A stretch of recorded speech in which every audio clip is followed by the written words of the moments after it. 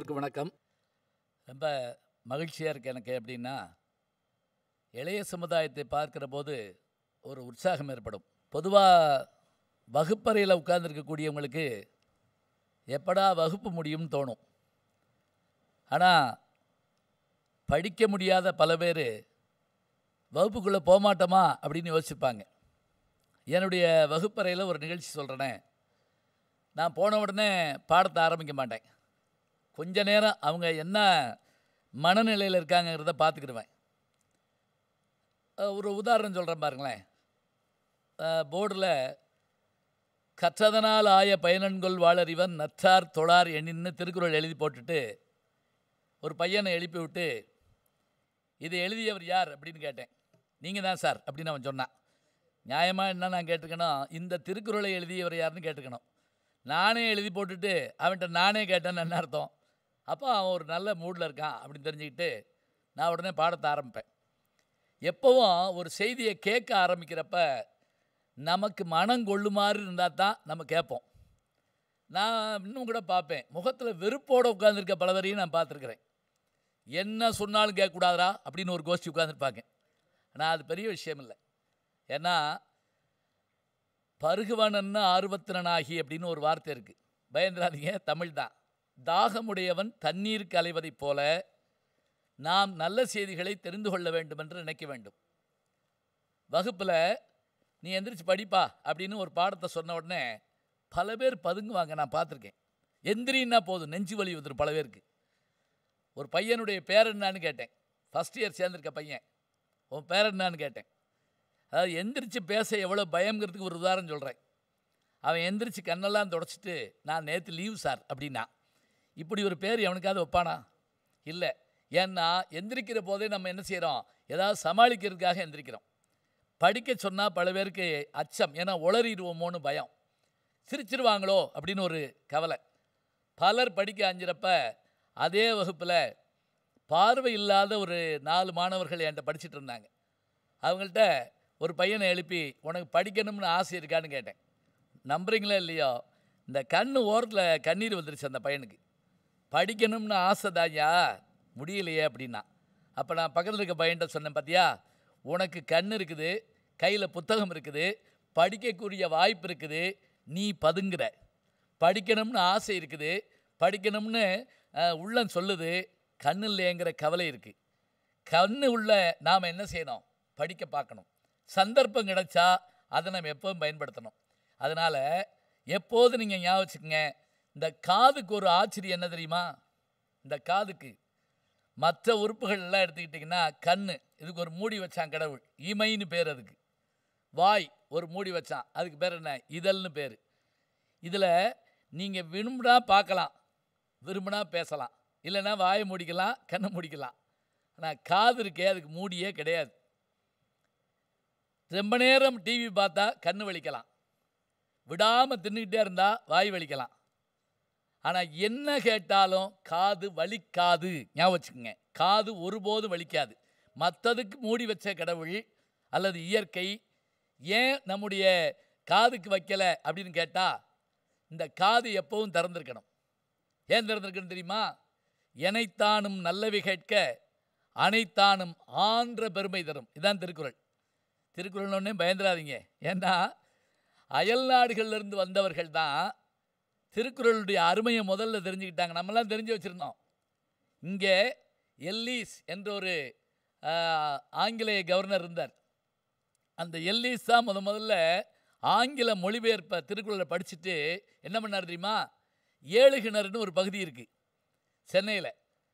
குடிநீர் பஞ்சம் வந்தப்போ கிணறுகளை தோன்றி அந்த கிணறுல தண்ணியை எல்லோரும் கொடுத்தாங்க.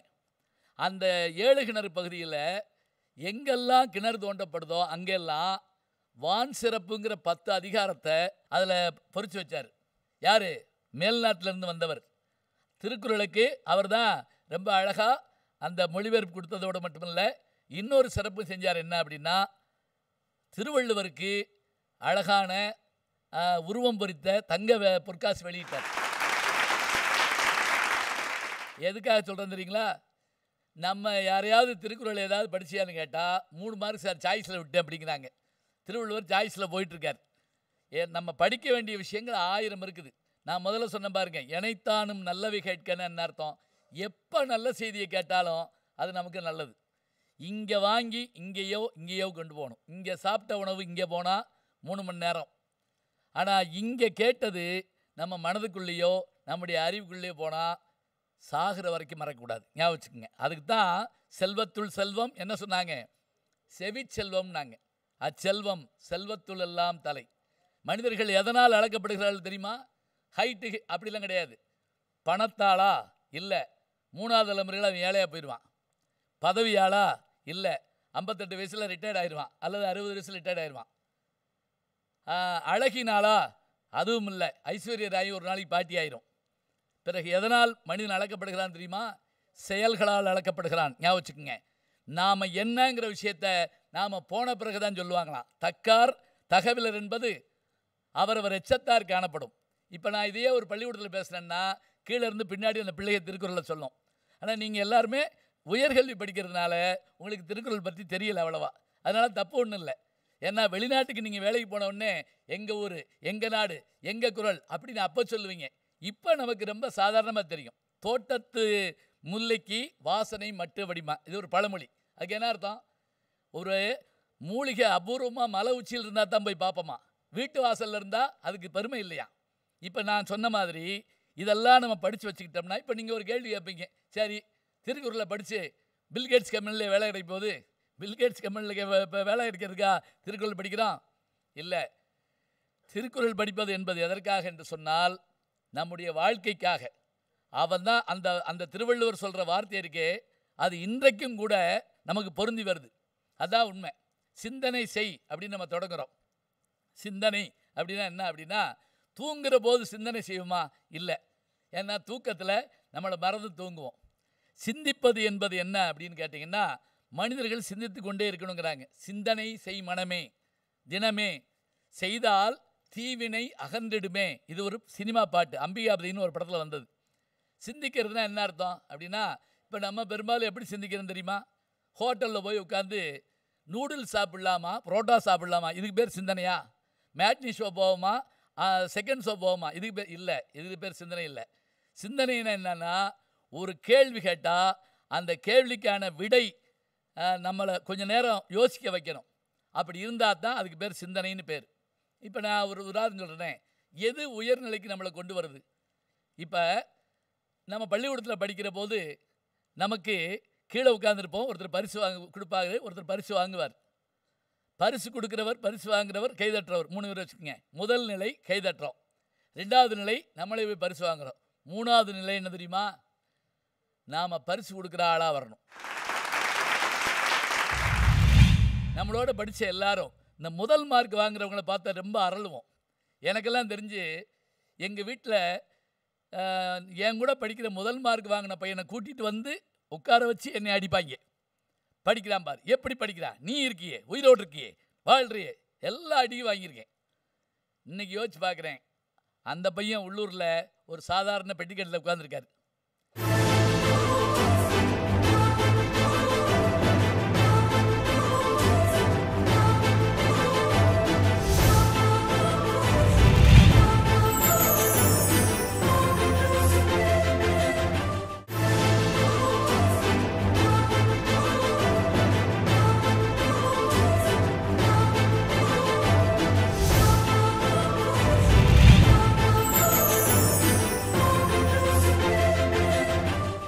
சில ஆண்டுகளுக்கு முதல்ல அமெரிக்காவுக்கு போயிருந்தேன். அங்கே டெக்சாஸ் நகரத்தில் டாலஸ்ங்கிற ஒரு ஊருக்கு போயிருந்தேன். 6th ஃப்ளோர்னு ஒரு இடம் இருக்கு. அங்கே 6வது மாடின்னு அதுக்கு பேர். நான் எல்லா ஊர்லேயும் அப்படி தானே இருக்குன்னு நீங்கள் கேட்கக்கூடாது. 6th ஃப்ளோர்னால் 6வது மாடி தானே அப்படி, அதுக்காக சொல்லலை. அதில் என்ன சிறப்புன்னு கேட்டிங்கன்னா, அது ஒரு சோக நிகழ்ச்சி நடந்த இடம். அதாவது அங்கேருந்து தான் அமெரிக்கானுடைய ஒப்பற்ற ஜனாதிபதிகள் ஒருவராகிய ஜான் எஃப் கென்னடி சுடப்பட்டார். சரி இருக்கட்டும், அவர் சுடப்பட்டார். அந்த இடத்த அப்படியே வச்சுருக்கிறாங்க. எப்படி வச்சுருக்காங்கன்னா, நீங்கள் உள்ளே நுழைஞ்சிங்கன்னா 1964, 63 அவர் இருந்த காலத்து சூழலை அப்படியே வச்சுருக்காங்க. நான் உள்ளே போனேன், எல்லாத்தையும் சுற்றி பார்த்துக்கிட்டே வந்தேன். ஒரு அபூர்வமான புகைப்படம் பார்த்தேன். என்ன புகைப்படம்னா, ஜான் எஃப் கென்னடி ஒருத்தருக்கு பரிசு கொடுத்துக்கிட்டு இருக்கார். பரிசு வாங்குறார் ஒருத்தர். எனக்கு ஜான் எஃப் கென்னடி நான் சின்ன பிள்ளையிலேருந்து பார்த்துருக்குறேன் ஃபோட்டோக்களில். இந்த கீழே பரிசு வாங்குறவர் எங்கேயோ பார்த்த மாதிரி எனக்கு தோணுது. எங்கே பார்த்துருப்போம் அப்படின்னு யோசிச்சுக்கிட்டே இருக்கேன். கீழே ஒரு வார்த்தை போட்டிருக்கு. என்ன போட்டிருக்கு தெரியுங்களா? அமெரிக்காவின் ஒப்பற்ற ஜனாதிபதிகள் ஒருவராகிய ஜான் எஃப் கென்னடியிடம் இன்று நான் பரிசு வாங்குகிறேன். ஒரு நாளைக்கு நானும் இந்த நாட்டின் ஜனாதிபதியாவேன். Bill Clinton. ஞாபகம் வச்சுக்கோங்க. அமெரிக்காவில் 2 முறை ஜனாதிபதியாக இருந்த பில் கிளின்டன் யார்கிட்ட பரிசு வாங்கினவர்னா ஜான் எஃப் கென்னடிட்ட. கென்னடிகிட்ட பரிசு வாங்குறப்ப அவர் என்ன நினைக்கிறது தெரியுமா? நான் பரிசு வாங்கிட்டேன், அடுத்த தடவையும் பரிசு வாங்குவேன் அப்படி நினைக்கல. நான் ஒரு நாளைக்கு பரிசு கொடுப்பவனாக வருவேன் என்பதை காட்டிலும் இந்த நாட்டின் ஜனாதிபதியாக வருவேன். அதுதான் யோசனை. இப்படி யார் யோசிப்பா? நம்மளை யாராவது சொல்லி பாருங்க. நீங்கள் வேற என் நிலைமைக்கு பஸ்ஸே கிடைக்க மாட்டேங்குது. வார்த்தை சொல்லுவோம். பஸ்ஸு கிடைக்கலைங்கிறது பெரிய விஷயம் இல்லைங்க. ஒரு சின்ன தோல்வி வந்த உடனே நமக்கு உடனே என்ன ஏற்பட்டு தெரியுமா? நான் பிறந்திருக்கவே கூடாது, நான் அப்படியா இருக்கக்கூடாது, நான் இப்படியா இருக்கக்கூடாது. அப்படிலாம் இல்லை. இன்னும் பல பேருக்கு ஒரு ஏக்கம் என்ன தெரியுமா? கொஞ்சம் நல்ல பள்ளிக்கூட்டில் என்னை படிக்க வச்சுருந்தா நான் அப்படி வந்திருப்பேன், என்னை ஏற்காட்டில் படிக்க வச்சுருந்தா வேர்க்கல்ல வச்சுருப்பேன். அப்படிலாம் கிடையாதுங்க. யார்? அப்துல் கலாம் எங்கே படித்தார்? எழுத்தாளர் சுஜாதா எனக்கு நெருங்கிய நண்பர். எங்கே படித்தார்? சாதாரண பள்ளிக்கூடங்கள். இன்னும் சொல்ல போனால் அரசு பள்ளிக்கூடங்களில் படித்த அதி அற்புதமான மேதாவிகளை நாம் இன்றைக்கும் பார்த்துக்கிட்டு இருக்கோம். நாம் நினைக்கிறோம் அங்கே படித்தா அப்படி, இங்கே படித்தா இப்படின்னு. அப்படிலாம் இல்லை. எங்கே படிக்கிறோங்கிறது காட்டலாம் எப்படி படிச்சுட்டு வர்றோங்கிறது தான் ரொம்ப முக்கியமான ஒன்று. சரி, இன்னொரு கேள்வியும் கேட்போமே. நம்மளோட படித்த எல்லாரும் இந்த முதல் மார்க் வாங்குறவங்கள பார்த்தா ரொம்ப அரளுவோம். எனக்கெல்லாம் தெரிஞ்சு எங்கள் வீட்டில் என் கூட படிக்கிற முதல் மார்க் வாங்கின பையனை கூட்டிகிட்டு வந்து உட்கார வச்சு என்னை அடிப்பாங்க. படிக்கிறான் பார், எப்படி படிக்கிறான், நீ இருக்கியே, உயிரோடு இருக்கியே, வாழ்றியே, எல்லா அடியும் வாங்கியிருக்கேன். இன்றைக்கி யோசிச்சு பார்க்குறேன், அந்த பையன் உள்ளூரில் ஒரு சாதாரண பெட்டிக்கட்டில் உட்காந்துருக்காரு. நான் அந்த அடிபட்ட வேகத்தில் நான் எந்திரிச்சு ஓடி வர்றேன். அவரை நான் குறைய சொல்லலை. அவர்கிட்ட இருக்கக்கூடிய அந்த திறமை ஒரு இடத்துல நின்று போச்சு. நான் விடலை. எங்கெல்லாம் எனக்கு தோல்வி வருதோ அங்கெல்லாம் விடாமல் ஓடணும்னு நினச்சேன். ஒன்றும் வேண்டாம், பேசுகிறோம். இப்படி மேடையில் நின்று பேச எவ்வளோ முடியும்னு நினைக்கிறீங்க? கீழே இருந்து உட்கார்ந்துருக்கப்ப ஹாய், ஊய், வி எல்லாம் செய்வோம். பேச வந்த உடனே என்ன கதியாகும் தெரியுமா? நான் பார்த்துருக்கேன். 8வது படிக்கிறப்ப என்னையே எங்கள் அப்பா தமிழாசிரியர், நான் படித்த பள்ளிக்கூடத்தில் நாளைக்கு இலக்கிய மட்டத்தில் நீ பேசுகிறேன்ட்டார். ஒரு நாள் முழுக்க மனப்பாடம் பண்ணி, மேடையெல்லாம் கிடையாது, ஒரு பெஞ்சை தூக்கி போட்டு அதில் என்னை ஏற்றி விட்டு நான் கிட்டுன்னு ஆடி அந்த பெஞ்சையும் சேர்த்து ஆட்டி உங்களிடையே பேச வந்திருக்கிறேன் நான் அப்படின்னு சொல்லி என் பேர் மறந்து போச்சுன்னா மறந்தே போச்சு. லாலா லஜபதி ராய் பேர் ஞாபகம் வருது, மவுண்ட் பேட்டன் பிரபு ஞாபகம் வருது, ஒருத்தரும் ஞாபகம் இல்லை. அழுக பொத்துக்கிட்டு வருது. கீழே இருந்து கத்துறாங்க, கீழே இறங்கி கொன்றுவேன் அப்படிங்கிறாங்க. அன்னைக்கு இறங்கினவன் தான் வீட்டுக்கு போய் அழுது இனிமேல் ஜென்மத்துக்கு பேசக்கூடாதுன்னு நினச்சேன். ஒரு வாரம் கழித்து யோசிச்சு பார்த்தேன், எது நமக்கு வரலையோ அதை ஏன் விடணும்? எது வரல? நீச்சல் வரலையா? 4 தடவை தண்ணியை குடித்தாலும் நீச்சடிப்பேன். சைக்கிள் ஓட்ட முடியலையா? 8 தடவை கீழே விழுந்தாலும் சைக்கிள் ஓட்டுவேன். அப்படியே ஓடி 2000வது ஆண்டு சிங்கப்பூரில் 25,000 பேர் கொண்ட அரங்கத்தில் என்னை பேச சொல்கிறாங்க. தமிழருடைய பெருமையும் பண்பாடும் நகைச்சுவையும் பேசுகிறேன். பேசி முடித்த உடனே அந்த நாட்டில் ஒரு வழக்கம், 25,000 பேர் எந்திரிச்சு நின்று அப்படி கைதட்டுறாங்க. அப்போவும் என் கண்ணில் தண்ணி வந்துச்சு. ஏன் தெரியுமா? அன்னைக்கு நான் தோத்ததுனால அழுதேன். இன்னைக்கு நான் தோக்கலை, தமிழ் நம்மளை வாழ வச்சுன்னு நான் நினச்சேன். நான் எந்திரிச்சு உட்காந்துருக்கேன். இது உண்மை. நான் வேறு யாரையும் நான் புதுசாக சொல்லலை. இது இயல்பான ஒரு விஷயம். இது இப்போ நீங்கள் பெருமைலாம் கூட நினைக்க வேண்டாம். பெருமை சொல்கிறதுல தப்பு கிடையாது. இன்னும் கூட வச்சுக்கோங்க, முதல் மார்க் வாங்கலேன்னு நம்ம கவலைப்படுறோம்ல. முதல் மார்க் வாங்கினவங்க ஒரு பக்கம் இருக்கட்டும். பில்கேட்ஸ்கிட்ட ஒரு பேட்டியில் கேட்குறாங்க, படிக்கிறப்ப நீங்கள் கோல்டு மெடல் வாங்கினீங்களா? அவர் சிரிக்கிறார். நான் படிக்கிறப்ப கோல்டு மெடலே வாங்கலை.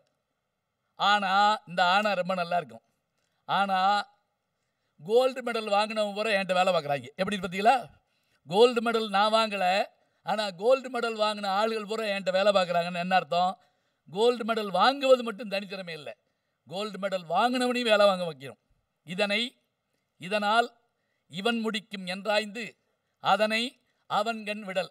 இதில் மேனேஜ்மெண்ட் ஸ்டடீஸ் பல பேர் படிப்பீங்க, MBA MCOMலாம் படிக்கிறீங்க இல்லையா? இந்த திருக்குறள் மாதிரியான ஒரு திருக்குறளை நீங்கள் எங்கேயும் பார்க்க மாட்டீங்க. என்ன தெரியுமா? இந்த செயலை இதனால் இந்த கருவி கொண்டு இவன் முடிப்பான். 20 பேர் உட்கார்ந்திருக்கீங்க, அந்த 20 பேரில் ஒரு ஆள் நீ தான் முடிக்க முடியும். இவன் முடிப்பான் என்றாய்ந்து அதனை அந்த செயலை அவன்கண் விழல், அவன் விட்டுறணும். பிறகு அவன் நல்லா பார்த்துக்கிடுவான். தேர்ந்தெடுப்பது தான் நம்முடைய முக்கியமான வேலை. அதை மாத்திரம் எடுக்க பழகிட்டோம்னா நாம் அதை சரியாக செஞ்சிட முடியும். இன்னொன்று, நாம் சிந்திக்கிற போது எனக்கு என்ன மகிழ்ச்சி தெரியுங்களா, நாம் எந்த கூட்டத்துக்குள்ளே போனாலும், எந்த வகுப்புக்குள்ளே போனாலும், எந்த நிலைக்குள்ளே போனாலும் ஒரு உற்சாகமாக இருக்கணும். எம்ஜிஆர் அவர்களுடைய படங்கள் நீங்கள் பார்த்துருந்தீங்கன்னு தெரியும். இன்றைக்கி நம்ம 1000 படம் பார்க்குறோம். எம்ஜிஆர் படங்கள் நீங்கள் எடுத்து பாருங்கள். அவர் இந்த ஸ்க்ரீனில் என்ட்ரு ஆகிறப்ப அந்த ஒரு பெரிய உற்சாகத்தை கொண்டு வருவார். அவர் வர்ற போதே ஒரு நல்ல காரியம் பண்ணுவார். யாரையாவது காப்பாற்றிக்கிட்டே இருப்பார். பார்த்துருந்தீங்கன்னா தெரியும். அப்படி காப்பாற்றுற போது என்ன ஏற்படும், ஆகா இவர் வந்துட்டார், நம்ம கவலை இல்லை அப்படின்னு தோணும். ஒரு நிமிஷம் நிற்க மாட்டார். காதல் காட்சியாக ஓடிக்கிட்டே இருப்பார், சுற்றிக்கிட்டே இருப்பார், சந்தோஷமாக இருக்கும். இந்த உற்சாகம் நம்மகிட்ட இருக்கணும். இந்த உற்சாகமே இல்லாத பல பேர் நான் பார்த்துருக்கேன். எப்படி தெரியுமா, எப்பா வா டீ குடிப்போமான்னு கேட்டால் சரி, டீ குடிச்சு என்ன செய்ய போகிறோம், சரி உட்காந்துருப்போம்மா, உட்காந்துருந்தேன் என்ன போகுது, சாப்பிடுவோமா, சாப்பிட்டவன்லாம் என்ன அங்கே, சாவமாடா செத்தவன்லாம் இல்லை, உன்னை கொன்னே விடுவேன். கண் இல்லாத, கால் இல்லாத, கையில்லாத நண்பர்கள் சாதித்து காட்டுகிறார்கள். வினைத்திற்பம் என்பது ஒருவனின் மனத்திற்பம், மற்றையெல்லாம் பிற. எனக்கு அது இல்லை, எனக்கு இது இல்லை, எனக்கு முடியாது, ஒருபோதும் சொல்லாதீங்க. இப்படி வருவோங்கிற விஷயத்தை யாருங்க சொன்னால் சொல்லுங்க பார்க்கலாம்.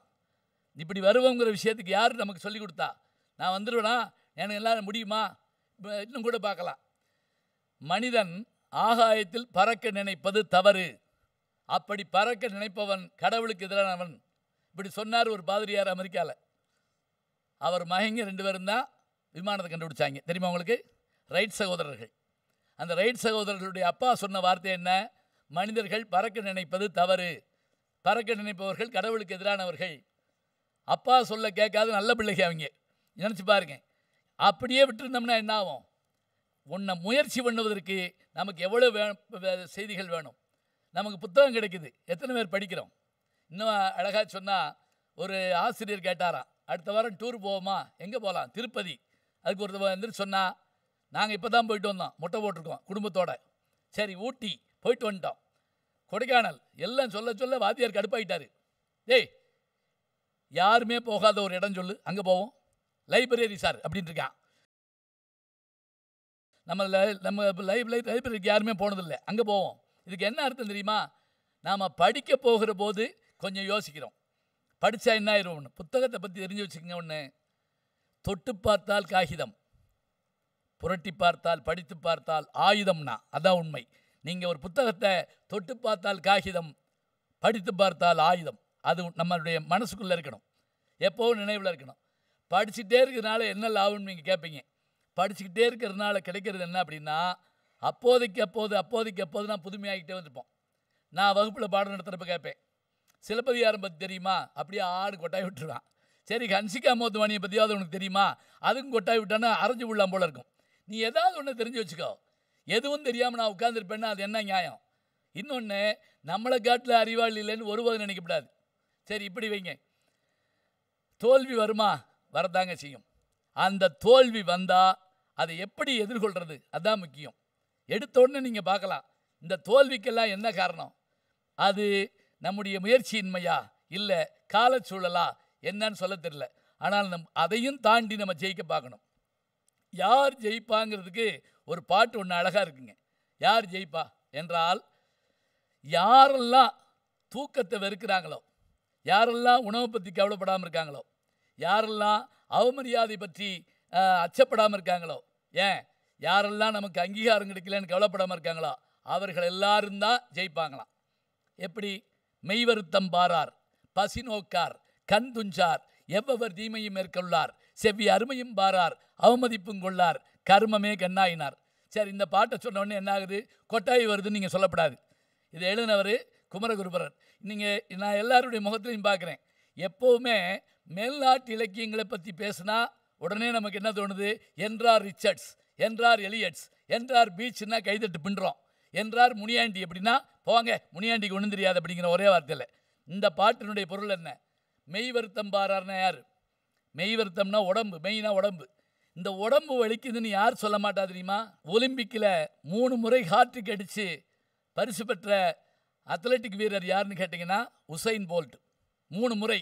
இந்த உசைன் போல்ட்டு தன்னுடைய முதல் வெற்றியை கொண்டாடுறப்போ சொன்ன வார்த்தை என்ன தெரியுமா? எனக்கு பேஸ்கெட் பால் விளையாடணும்னு ஆசை, கிரிக்கெட் விளையாடணும்னு ஆசை. ஆனால் என்னுடைய ஆசிரியர் என்னை கண்டுபிடிச்சி சொன்னார், உன்னுடைய நீண்ட கைகளுக்கும் நீண்ட கால்களுக்கும் நீ ஓட்டப்பந்தயத்தில் ஓடினேன்னா ஜெயிக்கலாம்னாரு. அவர் சொன்ன ஒரு வார்த்தையை எடுத்துக்கிட்டேன். 3 முறை என்னுடைய அந்த முழங்காலுக்கு இருக்கிற சதை கிழிஞ்சிருக்குங்கிறார். 4 முறை எனக்கு எலும்பு உடஞ்சிருக்குங்கிறார். அதுக்காக நான் கவலைப்பட்டிருந்தேன்னா இந்த பதக்கம் இடத்துல இருக்குமா? இருக்காது. அது மட்டும் இல்லைங்க, அந்த முதல்ல வாங்கின அந்த பணத்தை என்ன தெரியுங்களா? தான் பிறந்த ஊருக்கு லைட்டும் கிடையாது, தண்ணீரும் கிடையாதான். அவர் படித்த அந்த பிறந்த ஆப்பிரிக்காவில் அந்த ஊருக்கு தன்னுடைய பணம் முழுவதையும் அப்படியே கொண்டு போய் கொடுத்து இதை என்ன பண்ணார்? லைட் போட்டு கொடுத்து தண்ணீர் கொடுத்தாராம். எது படித்தாலும் மறந்து போகுது, என்ன செய்யலாம்? மறக்காது, ஞாபகம் வச்சுக்கோங்க, மறக்காத செயல்பாடு இருக்குது. எப்படி? இப்போ ஒரு போட்டி வைக்கிறோம், இங்கே ஒரு அறை இருக்குது, இந்த அறைக்குள்ளே உங்களை கூப்பிட்டு போகிறாங்க. அந்த அறையில் ஒரு 100 பொருள்கள் இருக்குது. அந்த 100 பொருள்கள் எல்லாமே ரொம்ப காஸ்ட்லி. ஒரு எல்இடி இப்போ ஸ்க்ரீன் இருக்குது, பைக் இருக்குது, எல்லாம் இருக்குது, சாவி இருக்குது, எல்லாம் இருக்குது. 100 பொருள் உள்ளே இருக்குது. வெளியில் ஒரு வெள்ளை பேப்பரும் பேனா வச்சுருக்காங்க.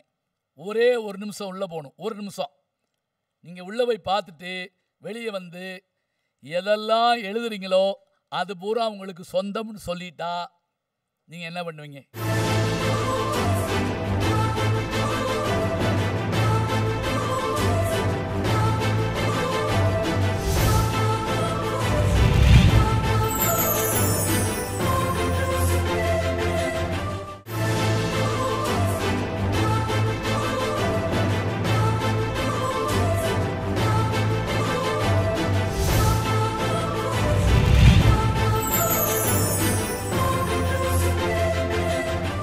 உடம்பு வழியே உசைன் போல்ட் பார்க்கல.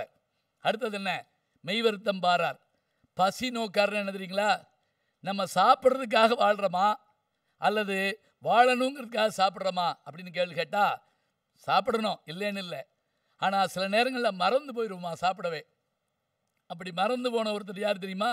சாப்பிட்றதுக்கு 2 பேரை சொல்லுவாங்க. ஒருத்தர் தாமஸ் ஆல்வா எடிசன், சரி நம்ம கேள்விப்பட்டதில்லை. இன்னைக்கு யார் தெரியுங்களா?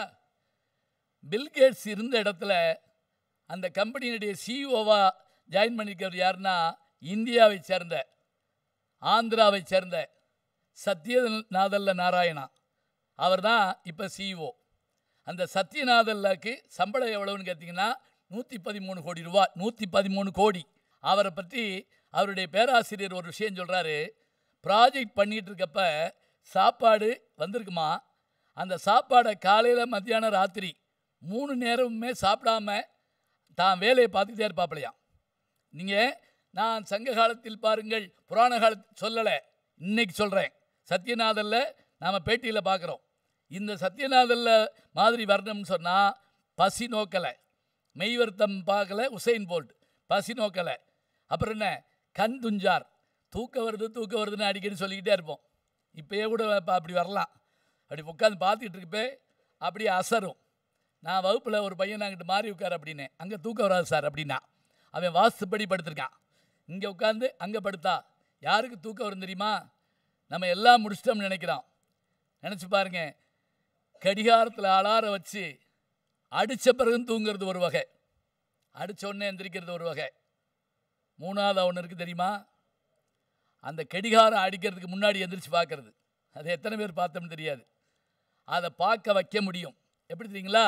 நமக்கு ஈடுபாடு இருந்தா, நாம் ஒரு விரும்பின ஒரு பெண்ணையோ யாரையோ பார்க்கணும்னு நினச்சா 4 மணிக்கு வர சொல்லியிருந்தா 3:45 எந்திரிச்சிருவோம். கடிகாரம் அடிக்க வேண்டாம், நமக்குள்ளே ஒரு கடிகாரம் அடிக்கும்.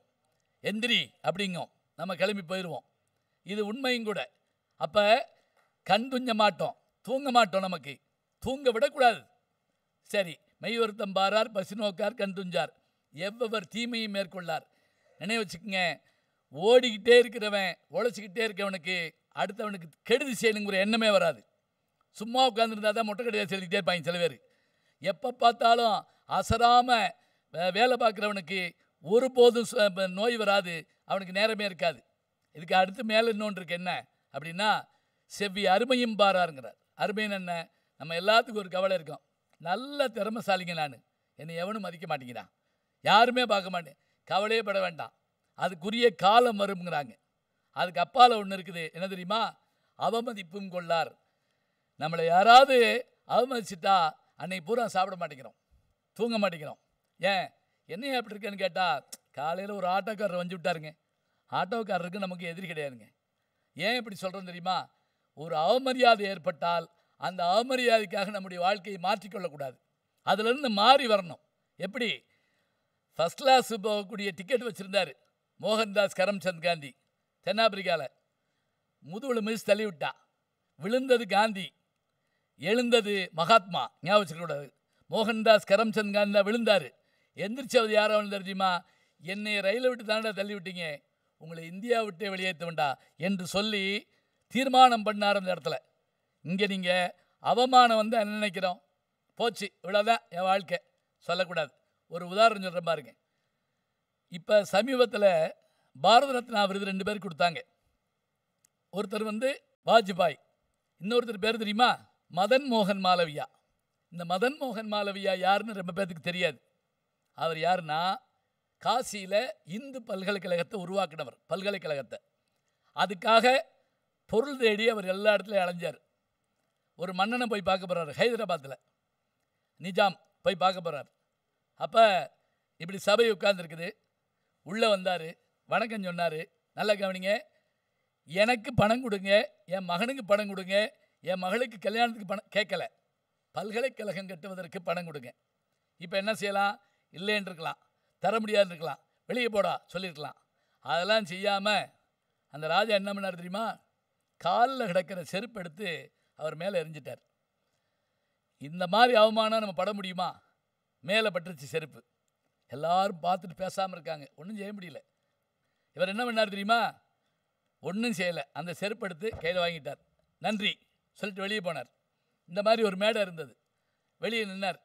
அங்கே இருக்க மக்களை பார்த்து சொன்னார், ராஜாவுடைய செருப்பு ஏலம் விட போகிறேன், எடுக்கிறவன் எடுக்கலாம். ஒருத்தர் 1 சல்லி அப்படின்னா, ஒருத்தர் 2 சல்லி அப்படின்னா. அதுக்குள்ளே வெளியே போன மந்திரி உள்ளே ஓடியாந்து, இங்கே வருங்க உங்கள் செருப்பு அந்தாலும் ஏலம் விட்டுக்கிட்டு இருக்கான், 1 சல்லி 2 சல்லி கேட்குறாங்க. கேட்டால் கேட்டு போகிறாங்க. கேட்டால் கேட்டு போகிறானா, நாளைக்கு ஹைதராபாத் நிஜாமுடைய செருப்பு சல்லி கூட போகலன்னு கேவலமாக பேசுவாங்க. அப்படியா? அப்போ நீ போய் எடுத்துட்டு வா. உடனே மந்திரி வெளியே ஒடியாந்து அங்கே விலை ஏறி போச்சு, ₹1,00,000 போயிடுச்சு. லட்சம் பொண்ணு. இவர் என்ன பண்ணார்? 1.5 லட்சம் பொண்ணு கொடுத்து வாங்கிட்டார். வாங்கின உடனே கதை முடியலை. இப்போ அந்த 1.5 லட்சம் பொண்ணோடு உள்ளே வந்த மதன் மோகன் மாலவியா அந்த ராஜாவை பார்த்து ஒரு வார்த்தை சொன்னாராம், நீங்கள் என் மேலே எரிஞ்ச செருப்புனால ₹1.5 லட்சம் கிடச்சது, இன்னொரு செருப்பையும் என் மேலே எரிஞ்சிங்கன்னா நான் அந்த பல்கலைக்கழகத்தை கட்டி முடிச்சிருவேன், செய்ய முடியுமான்னு கேட்டார். இதுக்கு என்ன அர்த்தம் தெரியுமா? நமக்கு தீமை செய்தவர்களையும் அவர்கள் வெட்கப்படுமாறு நன்மை செய்ய வேண்டும். எல்லாருக்கும் எல்லாரும் முடியுங்க. எல்லாரும் திறமை இல்லாதவர்கள் யார் சொல்லுங்க பார்க்கலாம். இந்த உலகத்தில் பிறக்கக்கூடிய எல்லாருக்கும் எல்லா திறமையும் இருக்குது. ஆனால் நம்மை அறிந்து கொள்வதில்லை நாம், அதான் உண்மை. நம்மை அறிந்து கொள்ளக்கூடிய திறமை இருக்கா? இல்லை. அதை தாண்டி வரணுங்கிறது தான் நம்முடைய முக்கியமான விஷயம். நீங்கள் பலருடைய வாழ்க்கை வரலாறு பரட்டி பாருங்கள். பள்ளிக்கூடம் போன 3ஆம் நாள் திருப்பி அனுப்புனாங்க. உன் பையனுக்கு அறிவு பத்தாது, போயிட்டு வா. 2வது பள்ளிக்கூடம் திருப்பி அனுப்பிட்டாங்க. 3வது பள்ளிக்கூடம் திருப்பி அனுப்பிட்டாங்க. அப்படி அனுப்பப்பட்ட பையன் யார் தெரியுமா? இயற்பியல் உலகின் தந்தை என்று அழைக்கப்படுகிற ஐன்ஸ்டீன். ஞாபகம் வச்சுக்கோங்க. ஐன்ஸ்டீனுடைய அந்த 3 வயதுக்குள்ள 6 வயதுக்குள்ள 3 முறை பள்ளிக்கூடம் மாற்றப்பட்டது. அதை பற்றி அவர் கவலைப்படலை. அவங்க அம்மா பார்த்துக்கிட்டாங்க. என்ன தெரியுமா? என் பிள்ளையோட அறிவு எனக்கு தெரியும். நம்ம ஒரு சின்ன விஷயத்தில் தடுமாறி விழுந்துட்டோம்னா மேலே வர முடியுமா அப்படின்னு நம்ம யோசிக்கிறோம். ஏன் இன்னும் நான் இப்போ சொல்லிகிட்டே வர்றேன். அவர் யாருன்னு நீங்கள் சொன்னேன்னா கூட நான் உங்களுக்காக கைதட்டுறேன். யாருன்னு கேட்டிங்கன்னா, இந்த நூற்றாண்டு ஆள் தான். பிறக்கிற போது அந்த குழந்தைக்கு இந்த கையும் காலும் இப்படி ஒட்டியிருந்தது. அதை பிரித்து எடுத்தாங்க. அது நடக்கிற போது தடுமாறி கீழே விழுந்துடும். ஆம்பளை பிள்ளை தான் அது. சரி பண்ணாங்க. அந்த அம்மா உட்காந்து தினம் எண்ணெய் தடவிட்டே இருக்குமா. பள்ளிக்கூடத்துக்கு கொண்டு விட்டாங்க. தினம் அடிப்பாங்க அந்த பிள்ளையை போட்டு எல்லாரும். சின்ன பையனை அடிப்பான். அந்த பையன் அடி வாங்கிட்டு வந்துட்டான். பள்ளிக்கூடத்துக்கு போகல. அவங்க அம்மா பாடம் சொல்லி கொடுத்தாங்க. அப்புறம் அந்த அம்மா யோசிச்சாங்க, நீ உன் உடம்பை தேத்துனா தான் சரியாவ. ஜிம்முக்கு போ. அந்த பையன் ஜிம்முக்கு போனான், உடம்பை தேத்துனா. எங்கே வேலை கிடச்சி தெரியுங்களா? மிருகக்காட்சி சாலையில் மிருகங்களுக்கு உணவு வைக்கிற வேலை. அப்புறம் சரி இதே போதுமா, வேண்டாம், மேலே வரணும். நாடகங்கள் நடிக்க போனான். கேலி பண்ணாங்க. அந்த பையனுக்கு ஸ்டாமரிங் உண்டு. ஸ்டாமரிங்னா தெரியுமா?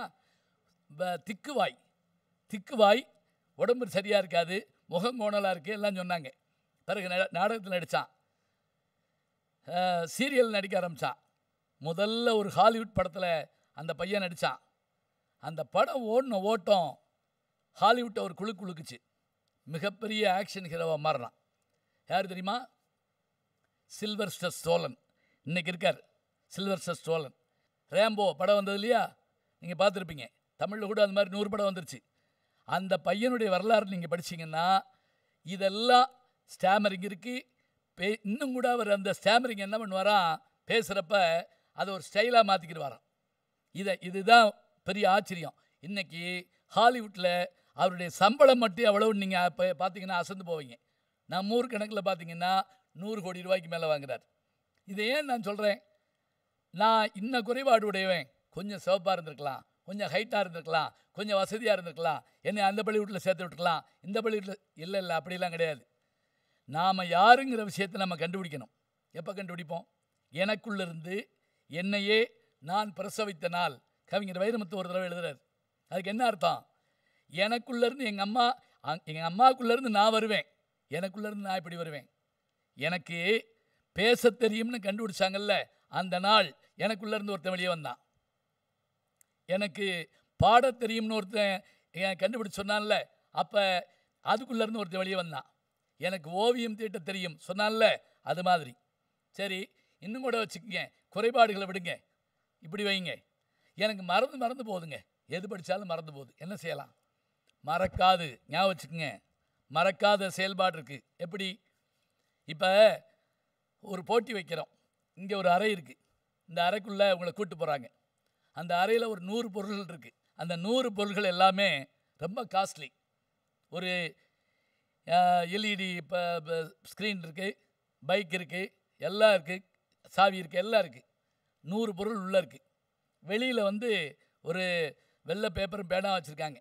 ஒரே ஒரு நிமிஷம் உள்ளே போகணும். ஒரு நிமிஷம் நீங்கள் உள்ளே போய் பார்த்துட்டு வெளியே எதெல்லாம் எழுதுறீங்களோ அது பூரா உங்களுக்கு சொந்தம்னு சொல்லிட்டா நீங்கள் என்ன பண்ணுவீங்க? யோசிச்சு பாருங்கள். உள்ளே போகிறீங்க, ஒரு நிமிஷம் பார்க்குறீங்க, வெளியே அதில் நீங்கள் பார்த்ததில் எதெல்லாம் எழுதுறீங்களோ அத்தனை பொருள் உங்களுக்கு சொந்தம்னா என்ன செய்வீங்க? அதில் ஒரு பையன் 101 பொருள் எழுதிட்டான். அந்த வெளியே நின்றுக்கிட்டு இருந்த பிள்ளையும் சேர்த்து எழுதியிருக்கான். ஏன்? ஞாபகம் வந்துச்சு. நமக்கு தேவை என்று சொன்னால் நாம் எதையும் மறக்க மாட்டோம். ஞாபகம் வச்சுக்கோங்க, நமக்கு தேவை என்று சொன்னால் நாம் எதையும் மறக்க மாட்டோம். நமக்கு தேவையில்லைங்கிற மாதிரி. இப்போ நான் கூட பார்க்குறேன், என்ன இது ஒரு பேச்சு, இந்த பேச்சில் உட்காந்துக்கிட்டு நம்மளை போட்டு படுத்திக்கிட்டு, அதெல்லாம் சும்மா சாதாரணம். இதையே பணம் கட்டி கேட்குறவங்க உண்டு தெரியுமா உங்களுக்கு? இப்போ நீங்கள் இதே இதுக்கு ஒரு கோச்சிங் போகிறீங்கன்னு வச்சுக்கோங்க, 8000 ரூபா. அந்த 8000 ரூபா கோச்சிங்கில் முதல் என்ன தெரியுமா? நீங்கள் உட்காந்துருக்க ஸ்டைல்லே உங்களை வெளியே போக சொல்லிடுவாங்க. ஃபஸ்ட்டு முதல்ல என்னென்னா, நீங்கள் உங்களை தயார் பண்ணிட்டு வந்தால் தான் உள்ளே விடுவான். 8:01க்கு நீங்கள் கட்டின படம் போயிடும். நீங்கள் லேட்டாக போனீங்கன்னா உள்ளே வரணும். பங்க்சுவாலிட்டி, ஞாபக சக்தி, பிறகு கேட்குற கேள்விக்கு ஆன்சர். நீங்கள் ஆன்சர் பண்ணுற போது உங்களுக்கான முறை, இது எத்தனைக்கும் பணம் கட்டி படிக்கணும். நம்ம நாட்டில் அதெல்லாம் வேண்டாம். நம்முடைய இலக்கியங்கள் சர்வசாதாரணமாக நமக்கு சொல்லிக் கொடுக்குது. நமக்கு அத்தனையும் சொல்லித்தருது. நம்ம என்னவாக போகிறோங்கிற விஷயத்த தயவு செஞ்சு நினச்சிக்கோங்க. நான் நடிகனாக போகிறேன், நான் ஸ்போர்ட்ஸ்மேனாக போகிறேன், நான் எழுத்தாளனாக போகிறேன், நான் அரசியல்வாதியாக போகிறேன், ஏன் நான் ஐஏஎஸ் ஆக போகிறேன், எல்லாத்தையும் நினைவு வச்சுக்கோங்க. என்னவாகணுங்கிறத தினம் யோசிக்காதீங்க. சில பேர் இந்த வாரம் ஸ்போர்ட்ஸ்மேன், அடுத்த வாரம் நடிகர், அதுக்கு அடுத்த வாரம் அரசியல் ஆகவே முடியாது. நமக்கு என்னவாகணுங்கிறது எப்படின்னா, நம்முடைய சக்தி முழுவதையும் ஒன்று திரட்டணுங்கிறான். கோவர்றப்ப இப்படி கையை வச்சுட்டு ஒரு குத்து விடுறோமே, எப்படி? இந்த கைக்குள்ளே அத்தனை சக்தியும் கொண்டு கொடுக்குறோம். பெரிய யானையை ஒரு சின்ன சிறுத்தைப்புள்ளி அடித்து வீழ்த்துது. இதால் முடியுமா? முடியும். எங்கே முடியும் தெரியுமா? எந்த இடத்துல அடித்தா யானை விழுகுங்கிறது புலிக்கு தெரியும், சிறுத்தைக்கு தெரியும். நாம் நம்முடைய சக்தியை அப்படி தரணும்.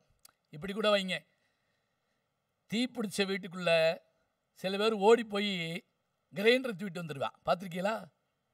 சாதாரணமாக பீடியை கூட தூக்க முடியாது அவனால். எப்படி கிரைண்டரை தூக்குனா என்றால் அந்த சக்தி முழுவதையும் அவன் ஒன்று திரட்டுறான், தண்ணிக்குள்ளே விழுந்து கொண்டு வர்றான்.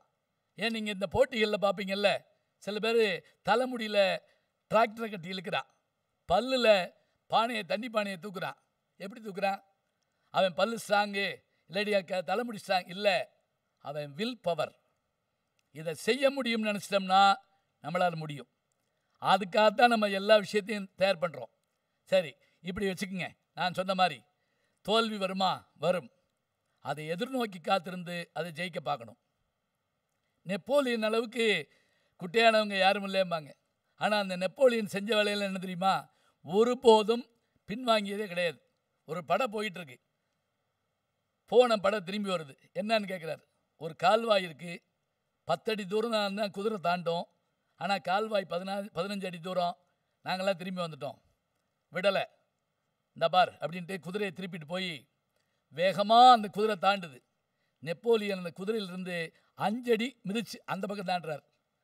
குதிரை 10 அடி, நான் 5 அடி 15 அடி தாண்டி காமிச்சேனா? இது என்ன தெரியுங்களா?